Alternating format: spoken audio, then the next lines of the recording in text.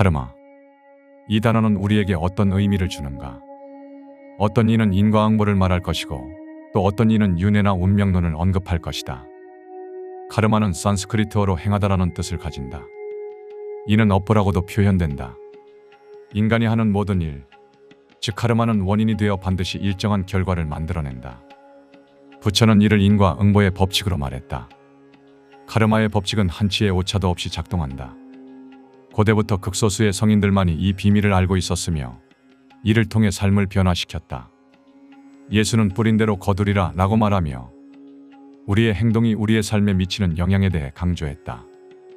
그의 가르침은 용서와 사랑을 통해 긍정적인 카르마를 쌓아가야 한다는 것을 보여준다. 이 우주 속에는 우리가 풀지 못한 비밀스러운 법칙들이 존재한다. 그 중 하나가 바로 카르마의 법칙이다. 이 불가피성을 지닌 단어 앞에서 우리는 한없이 작아지기도 한다.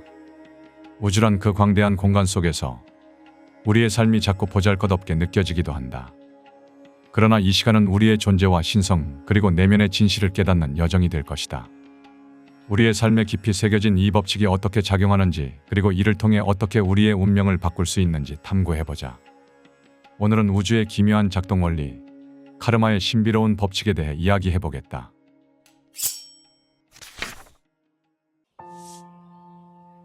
지금 이 순간, 우리는 누구나 고유한 과제를 갖고 이 세상에 태어난다. 이것은 명이라고 표현할 수 있다. 각자의 과제를 풀기 위해 이 지상에 온 것이다. 이 과제는 사람마다 천차만별이라 일률적으로 무엇이라 말할 수는 없다. 그래서 내가 가지고 온 과제가 무엇인지를 파악하는 일은 매우 중요하다. 그걸 알아야 이 생이 얼마나 소중한지를 깨닫고 지금 주어진 환경에서 무엇을 어떻게 하며 살아야 할지에 대한 답이 나오기 때문이다. 우리는 저마다 태어날 때부터 각기 다른 환경 속에서 살아간다. 그런데 그 상황은 계속해서 바뀐다. 여기서 꼭 알아야 할 것은 자신이 처한 모든 상황은 카르마 법칙에 따라 내가 스스로 선택하여 가지고 온 과제를 성공적으로 풀기 위한 최선의 상황이라는 사실이다.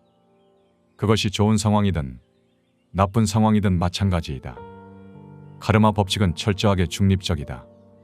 그럼에도 불구하고 대부분의 사람들은 이 법칙에 관한 정보가 부족한 탓에 카르마 법칙을 벌을 주는 법칙 정도로 이해하고 있는 것 같다. 일상에서 종종 쓰는 전생에 무슨 죄를 지었길래 라는 식의 표현만 봐도 그렇다. 하지만 카르마 법칙은 절대로 징벌을 주는 법칙이 아니다. 이 법칙은 당사자에게 그가 쌓은 수많은 카르마를 소멸하고 과제를 해결할 수 있는 최적의 조건을 만들어준다. 지금 내가 처한 상황이 아무리 힘들고 좋지 않다고 해도 거기에는 반드시 카르마 법칙이 전하려는 메시지가 있다. 예를 들어 내가 장애를 갖고 태어났거나 갑자기 불치의 병에 걸렸다고 해도 그것은 누군가를 원망하거나 탓할 일이 전혀 아니다. 왜냐하면 내 사정이 그렇게 된 데에는 균형을 잡고 교훈을 주어 나를 영적으로 더 성장하게끔 인도하는 카르마 법칙의 배려가 숨어 있기 때문이다. 인간이 마침내 도달해야 할 최종 목적지를 향해 옳은 길로 가게끔 안내하고 있는 것이다. 그래서 어떤 상황에 있든지 간에 지금 이 순간을 최우선으로 두어야 한다. 과거와 미래는 실상 없는 것이며 우리에게 주어진 건 현재뿐이기 때문이다. 현재의 순간은 우리가 과거의 행동과 선택으로 만들어진 결과이며 동시에 미래를 위한 새로운 원인이 된다. 현재를 소중히 여기는 것은 카르마 법칙의 본질을 이해하는 것이다. 지금 이 순간에 충실하고 주어진 과제를 성실히 풀어나가는 것이야말로 우리의 삶을 풍요롭게 하고 영적 성장을 이루는 길이다. 지금 이 순간을 살아가는 태도가 우리의 카르마를 결정짓는다. 긍정적인 마음가짐과 감사하는 태도로 현재를 대한다면 이는 미래의 긍정적인 결과를 가져올 것이다. 따라서 우리는 매 순간을 의식적으로 살아가야 한다. 과거에 얽매이지 않고 미래를 두려워하지 않으며 지금 이 순간에 집중하는 것이다. 그렇게 할 때 우리는 비로소 진정한 자유와 평화를 찾을 수 있다. 이를 통해 우리는 자신의 과제를 성공적으로 풀고 궁극적으로 더 높은 차원의 존재로 성장할 수 있을 것이다. 도덕적 인과론. 카르마 법칙은 인과론이다. 하지만 그냥 인과론이 아니다. 카르마 법칙에는 물리적 인과론에는 없는 도덕의식이 들어가기 때문이다. 그래서 카르마 법칙은 인과론과 도덕을 합해서 도덕적 인과론이라 할 수 있다. 조금 다르게 표현하면 카르마 법칙은 인간이 도덕적인 완성을 꾀할 수 있도록 돕는 법칙이다. 인간의 가장 깊은 마음에는 지선의 성품을 갖고 있다. 지극한 선에서는 상대의 악을 악으로 보지 않고 그 속에 선이 내재해 있음을 안다. 또한 상대의 악을 거울 삼아 나의 악을 살피고 악 속에 선이 숨겨져 있음을 자각한다. 그러면 선과 악의 분별을 내려놓고 지선만을 바라보게 된다. 이것을 불교에서는 불성이라 하며 그리스도교에서는 신성이라 한다. 카르마 법칙은 우리 인간으로 하여금 이러한 성품을 다시 찾을 수 있게끔 안내하는 법칙이다. 우리가 도덕적인 삶을 살지 않으면 카르마 법칙은 여지없이 우리의 삶에 관여해 궤도를 수정하라고 권한다. 궤도를 수정하는 방법은 간단하다. 우리에게 고통을 주는 것이다. 내가 욕을 해서 상대방에게 모욕을 주었다면 카르마 법칙은 언젠가 나로 하여금 그와 비슷한 일을 당하게 만든다. 그러면서 다른 사람에게 모욕을 주는 일이 얼마나 나쁜 것인지 깨닫게 해주는 것이다. 그러한 일이 본인의 도덕적 성장에 얼마나 많은 저해를 가져오는지 알게 해주는 것이다. 반대의 경우도 마찬가지이다. 좋은 일을 하면 좋은 과보가 있기 마련이다. 어떤 기관에 돈을 기부했다고 해보자. 그러면 여기에는 좋은 과보가 생길 것이다. 하지만 이때 중요한 것은 어떠한 대가도 바라지 않아야 한다는 사실이다. 순수한 마음으로 순수한 의도를 가지고 기부하는 것이 중요하다. 하지만 반대로 어떤 이가 자신을 과시하기 위해 돈을 기부했다면 아무리 많은 돈을 내더라도 좋은 과보를 기대하기 힘들다. 의도가 불순하기 때문에 효과가 없는 것이다. 카르마 법칙에서는 의도와 감정이 대단히 중요하다. 순수한 마음으로 선한 일을 했다면 그에 따른 포상을 해주는 것이다. 좋은 심성을 계속해서 기를 수 있도록 격려하는 것이다. 그렇다면 윤회의 관점에서 카르마는 어떻게 작동할까? 어떤 사람이 높은 지위에 올라 강한 권력을 쥐고 다른 사람들을 무시하고 깔보면서 살았다고 가정해보자. 이러한 행동은 도덕적으로 흠결이 많다. 그런데 다행히 그 생애 동안 자신의 잘못을 깨닫고 뉘우쳤다면 카르마 법칙은 관여하지 않는다. 그러나 그가 일생 내내 그런 태도를 유지하고 고치지 않은 채 생을 마감했다면 다음 생에는 카르마 법칙이 작동하게 된다. 이럴 때 가장 일반적인 과보는 이전 생과 반대의 생이 전개되는 것이다. 이 사람은 이전 생에 높은 지위에 있었으니 이번 생에는 사람들에게 무시당하기 쉬운 미천한 지위를 갖게끔 카르마 법칙이 안배해준다. 카르마 법칙의 의도는 간단하다. 남에게 무시당했을 때 얼마나 모욕스러운지 느껴보라는 것이다. 그리고 그 고통을 통해 앞으로는 타인을 괴롭히는 일을 하지 않겠다는 다짐을 하라는 것이다. 이때 당사자가 자신의 처지를 한탄하지 않고 카르마 법칙이 주는 교훈을 받아들이면 이 카르마는 자동으로 해소된다. 동시에 그 사람은 영적으로 성장한다. 인간에게는 궁극적으로 지향해야 할 목표가 있다. 그것은 자아실현, 더 나아가 자아초월이다. 여기서 매우 중요시되는 것이 도덕성의 완성이다. 우리가 인간으로서 도덕성을 제대로 갖추지 않는다면 아무리 돈을 많이 갖고 있다 한들 또 아무리 막강한 권력을 갖고 있다 한들 무슨 의미가 있겠는가? 도덕성의 완성은 곧 인격의 완성을 의미한다. 하지만 만일 우리가 이 길로 가지 않으면 그때 카르마 법칙은 여지없이 개입한다. 이 경우 카르마 법칙은 우리에게 고통을 선사하며 그 고통을 통해 내가 지금 하는 일이 잘못되었다는 사실을 알려주게 된다. 우리의 도덕적 일탈은 카르마 법칙이 여지없이 우리의 삶 안으로 들어오게 하는 스위치인 셈이다. 자유의지와 결정론. 모든 것은 전생에 있었던 일에 따라 발생하는 것이니 다 결정된 게 아니냐는 질문이 있을 수 있다. 그러나 카르마 법칙은 결정론이 아니라 인가론이다. 이것은 자유의지와 결정론의 문제와 직결된다. 카르마 법칙에 따르면 인간이 겪는 모든 사안에는 원인이 있는데 그와 동시에 인간은 자유의지를 가지고 있다. 카르마 법칙에 따라 나에게는 어떤 일이 생기게끔 계획되어 있다. 그러나 그렇다 하더라도 인간은 자신의 자유의지로 그 일을 피할 수 있다. 예를 들어 전생에 어떤 사람에게 죽임을 당했다. 카르마 법칙으로만 따지면 나는 이번 생에 그 카르마를 되갚기 위해 그를 죽일 수 있다. 그래서 이번 생에 그를 죽일 수 있는 환경이 자연스럽게 생기게 된다. 그러나 더 이상의 카르마가 생기는 일을 종식해야겠다는 결정을 하고 내 자유의지를 사용하여 전생의 원수를 죽이는 일을 포기한다. 여기서 한 걸음 더 나아가서 그 원수를 용서할 수도 있다. 그러면 그와 얽혀있는 카르마는 소멸하게 된다. 이것이 바로 우리가 자유의지를 활용하여 카르마를 넘어서는 것이다. 하지만 어떤 문제의 발생에 대해 말할 때 자유의지와 결정론 중 하나만을 택해 설명하는 것은 문제가 있다.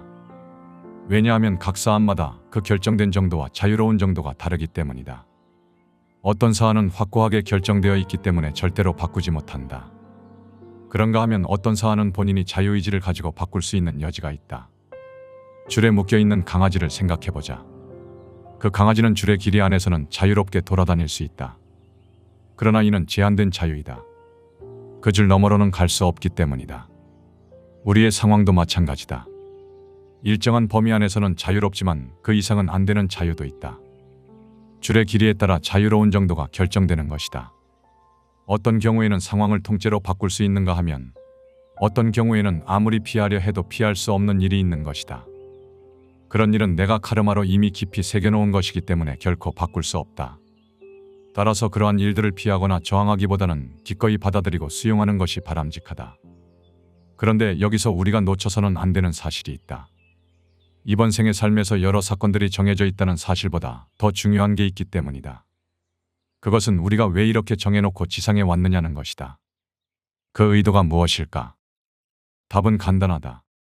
우리는 태어나기 전에 우리의 영적 성장에 도움이 될 만한 환경을 계획한다.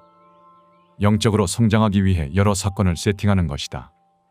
따라서 우리는 이들 사건이 이미 결정되어 있느냐, 아니냐를 따질 게 아니라 해당 사건들을 통해 무엇을 배울 것인가에 초점을 맞추어 접근해야 한다. 바로 이것이 우리가 영적으로 성장하는 길인 동시에 자유의지가 부여된 반결정론, 카르마의 법칙이 지향하는 바이다. 우리는 왜 사는가? 이 질문은 대단히 거창해 보인다. 그러나 우리가 한 번쯤은 던져보았을 중요한 질문이기도 하다. 우리가 이 세상에 태어나는 이유는 각자 풀어야 할 과제가 있기 때문이라고 했다. 우리가 일상생활을 하다 보면 이 생만 존재한다고 생각하기 쉽다. 예를 들어 이번 생에 남자로 태어나 인생의 전반부에는 공부만 하다가 30대 중반의 교수가 되어 그렇게 70여 년을 살아온 노인이 있다. 그는 그것이 마치 그의 전부인 것처럼 느껴진다.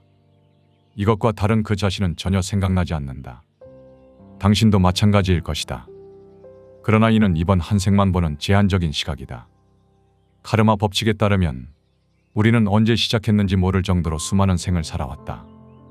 그 많은 생을 사는 동안 성별도 모습도 계속 바뀌었을 것이다.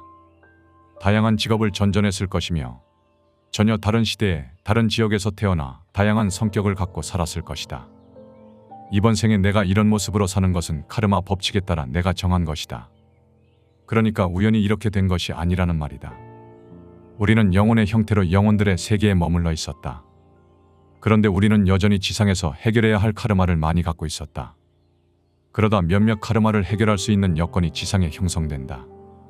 이 여건은 자신이 만들 수도 있다. 이렇게 여건이 만들어지면 등장하는 존재가 있다. 보통 마스터라고 불리는 존재인데 이들은 더 이상 환생하지 않는 영적으로 매우 뛰어난 상위 영혼이다.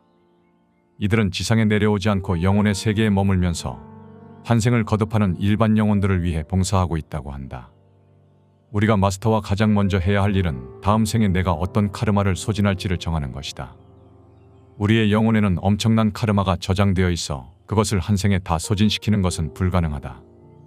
그래서 우리는 그 가운데에서 다음 생과 연관이 있는 카르마를 골라야 한다. 이렇게 해서 선정한 카르마가 곧 지상으로 내려가 살게 될 생애에 풀어야 할 평생의 과제가 되는 것이다. 마침내 이번 장을 시작하면서 물었던 질문에 대한 답이 나왔다. 우리 인간이 사는 이유는 바로 내가 선정한 이번 생의 과제가 무엇인지를 정확히 알아내고 그것을 해결하기 위해서다. 바로 이것이 인생의 목표라고 할 수 있다. 이렇게 보면 도대체 내가 왜 이 세상에 태어난 것일까? 사는 게 힘들고 아무 의미도 없는 것 같은데, 죽으면 다 끝인 것 같은데 왜 살아야 할까라는 질문은 잘못된 것이라고 할 수 있다. 대신 이번 생에 내가 풀어야 할 과제는 무엇일까라는 질문을 진지하게 던지고 그 답을 얻기 위해 올인해야 한다. 이 작업은 생을 마칠 때까지 계속해야 할 것이다. 언제 이 작업을 시작하든 그것은 문제가 되지 않는다. 늦은 때란 없기 때문이다. 이것이 우리 인생의 목표이다. 당신은 살아야 할 이유를 공연히 먼 데서 찾지 않길 바란다. 우리가 살아야 할 이유는 이미 우리의 영혼 안에 정보 형태로 저장되어 있으니 자신을 반추해보면 충분히 찾을 수 있다. 조금만 주의를 기울이면 이내 발견할 수 있다. 우리의 고향. 대부분의 사람들은 이 지상에 물질적인 세계만 존재한다고 생각한다. 이 물질계가 눈에 보이고 손에 잡히는 유일한 세계이기 때문에 충분히 그렇게 생각할 수 있다. 물질적인 가치, 돈이나 권력, 향락, 무력에 빠져 물질적 삶을 충실하게 살아간다. 그러나 한 가지 간과한 사실이 있다. 이러한 삶은 우리의 진정한 고향이 이 지구가 아니라 지구 학교를 졸업한 다음에 가는 영적 세계라는 사실을 알지 못하기 때문에 반복된다. 사람들은 나 자신을 생각할 때 육신을 먼저 떠올리고 그 육신을 나라고 생각한다. 그런데 이 육신은 내가 아니다. 그렇다면 나란 누구인가? 나는 내 영혼이라고 할 수 있다. 육신은 내 영혼이 지상에서 활동하기 위해 입는 지구 옷일 뿐이다. 그러다 이 육신이 너무 낡아 영혼을 담아놓을 수 없게 되면 영혼은 육신을 떠난다. 이것이 바로 죽음이다. 이런 관점에서 보면 지구는 많은 것을 체험하면서 배우고 카르마를 해소하기 위해 오는 임시 거처일 뿐이다. 우리의 진정한 고향은 이 지상에 오기 전에 있었던 영적 세계이다. 그러나 우리는 이 지상에 태어나면서 그 세계에 대한 기억을 전부 잊어버린다. 사실 의도적으로 망각한다고 봐도 무방할 것이다. 그것은 우리가 이전 생에서 가져온 과제, 즉 카르마를 풀려고 할 때 새로운 시도를 해보라는 뜻이기 때문이다. 언제인지는 모르지만 이전 생에서 그 생에 할당되었던 과제를 푸는데 성공하지 못했다. 그런 까닭에 그 과제는 최적의 조건이 형성된 이번 생으로 넘어왔다. 여기서 만일 이전 생에서의 기억이 있다면 어떻게 될까? 아마 또다시 그 방법을 쓰고 똑같은 실수를 되풀이할 가능성이 생겨날 것이다. 그러므로 우리는 이번 생에서 새로운 시도와 배움을 통해 카르마를 해소해야 한다. 과거의 기억을 지운 상태에서 순수한 마음과 자유의지로 과제를 풀어가는 과정이 바로 영적 성장을 이끄는 것이다. 지구에서의 삶은 단지 임시 거처일 뿐이며 우리는 여기서 배움을 통해 더 높은 차원의 존재로 나아가는 여정을 걸어가고 있는 것이다. 영상의 일부 내용은 책, 너무 늦기 전에 들어야 할 카르마 강의와 지식의 서재 개인 견해를 담았다. 신은 카르마를 통해 인간이 원래 지니고 있는 신성을 찾을 때까지 인간을 돌보아 준다고 했다. 즉, 카르마는 우리를 징벌하기 위한 법칙 따위가 아니라는 것이다. 카르마는 항상 우리 편에 서 있다. 당신이 지금 매우 힘든 상황에 처해 있다고 하더라도 관점을 바꿔보자. 이것은 카르마의 법칙이 당신을 좋은 방향으로 이끌기 위해 최적의 조건을 만들어준 것이라고 보는 것이다. 그리고 이는 당신이 선택한 하나의 시련이자 영적 성장을 위한 과정이라고 말이다. 우리가 해야 할 일은 그때마다 카르마가 나에게 부여하는 일이 무엇인지 알아내는 것이다. 물론 그것을 알아내지 못하고 실수를 반복할 수도 있다. 하지만 전혀 낙담할 필요가 없다. 기회는 다시 찾아오기 때문이다. 카르마 법칙이 환경을 수정해서 우리에게 또다시 기회를 줄 것이기 때문이다. 삶의 여정을 따라가다 보면 언젠가 카르마가 전하고자 하는 깊은 의미를 깨닫게 될 것이다. 그 의미를 깨닫는 순간 우리는 한층 더 성장하게 된다. 당신은 자신의 카르마가 무엇인지 알고 싶은가? 카르마를 이해한다는 것은 결국 나 자신을 이해하는 것이다. 지금 눈을 감고 당신의 내면의 울림을 들어보라. 우리의 영혼은 신성한 여정을 걸어가고 있다. 카르마는 그 여정에서 우리를 이끄는 빛이다. 매 순간의 선택이 당신을 더 높은 곳으로 인도할 것이다. 당신의 내면에 깃든 신성은 그 길을 비추고 있다. 그 빛을 따라가라.